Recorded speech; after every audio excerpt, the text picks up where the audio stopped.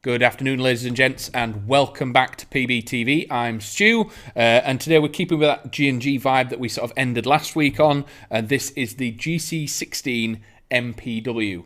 This is the 9-inch one. There is a 7 and a 12, so if you do have any questions about any of the variants or anything that we talk about, by all means drop them down below and we'll flash them up on screen and make sure it gets answered as quickly as possible.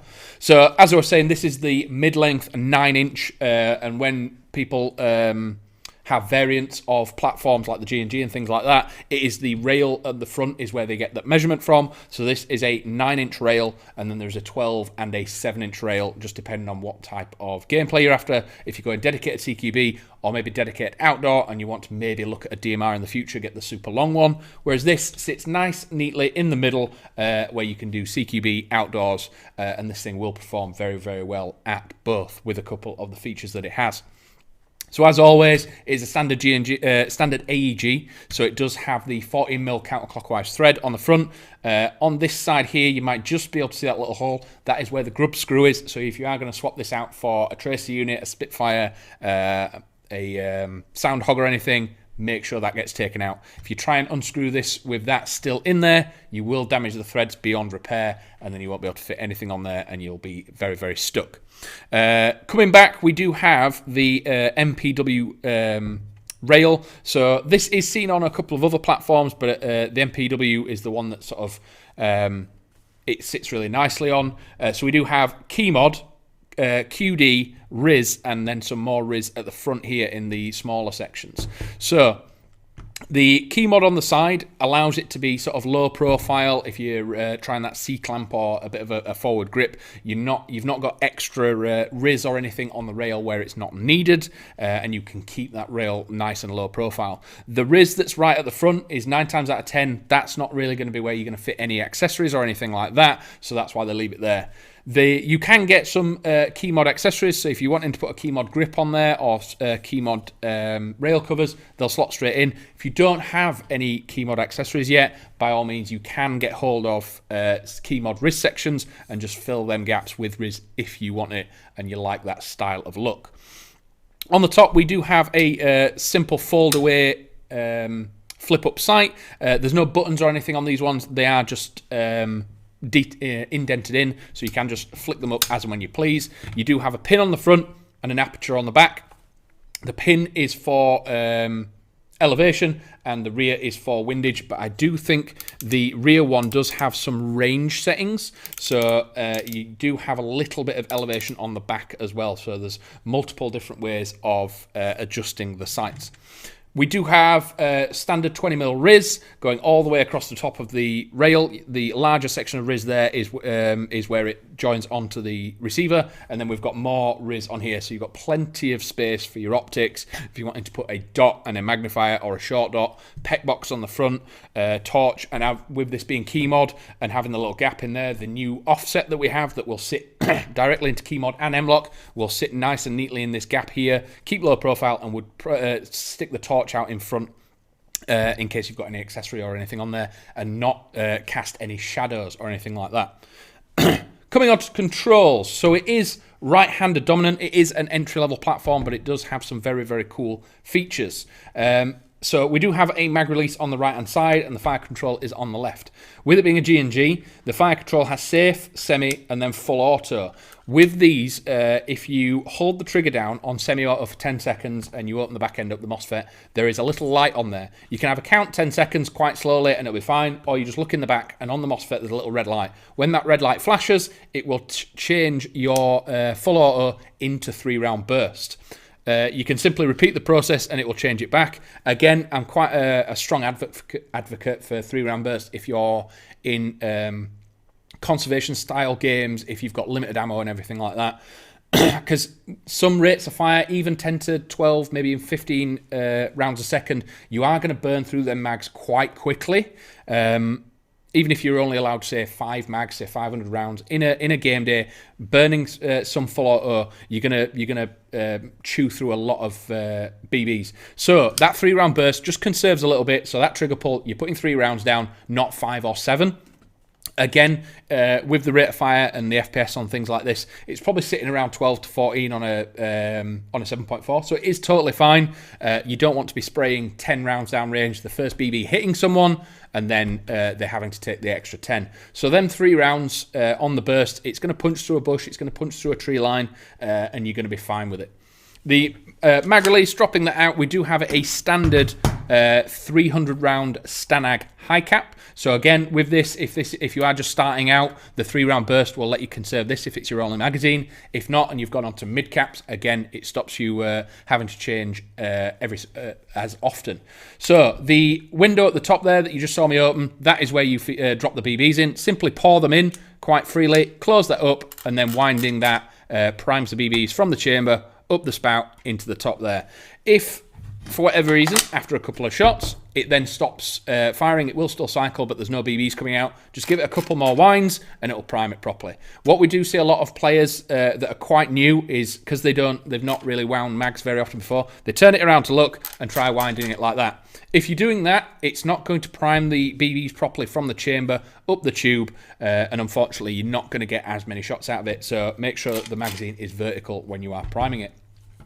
Talked about the rear iron sight having slight adjustment. These can be removed. It is a flat-headed screwdriver, but Albert Airsoft, afternoon, what battery connector is it? The G&G, after the MOSFET, is a standard mini Tamiya, so it's the plastic with the 2 pins on it. Again, you can swap that out if you're tech-minded. You can swap it to a Dean's or anything like that. It is totally fine. Personally, I prefer Dean's. There's less energy wastage, and it is a slightly better connection, but when you're starting out, Tamiya is the most common, so it's the most likely that you're going to have them types of batteries.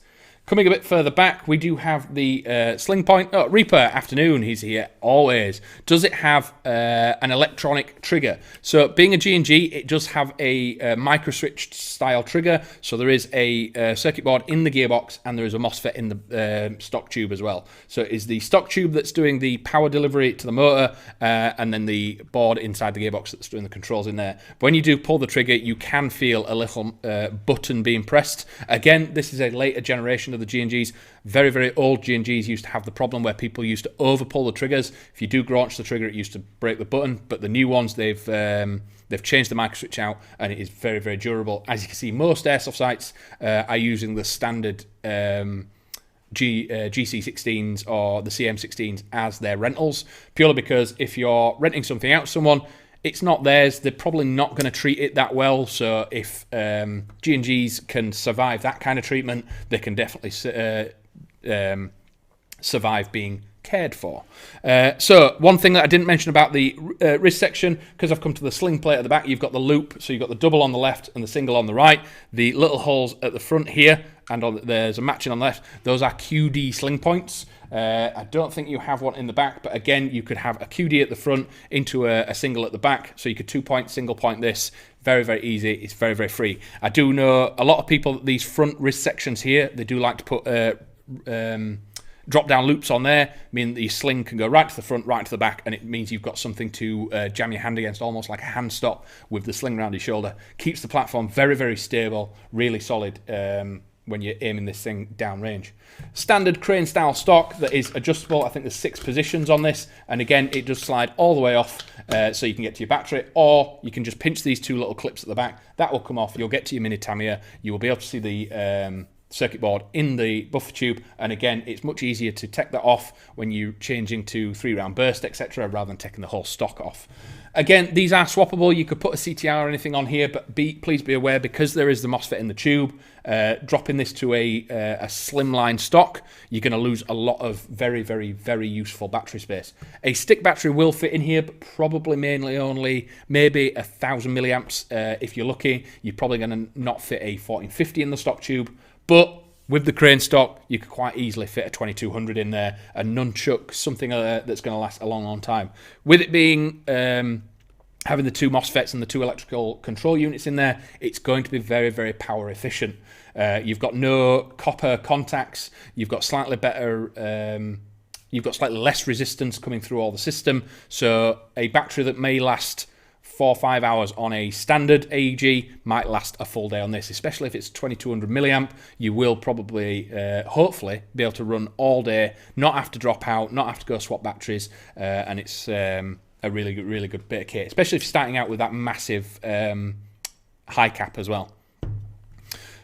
Reaper, what's the weight like? So this thing comes in, it is relatively heavy for an AEG, about 2.3 kilos.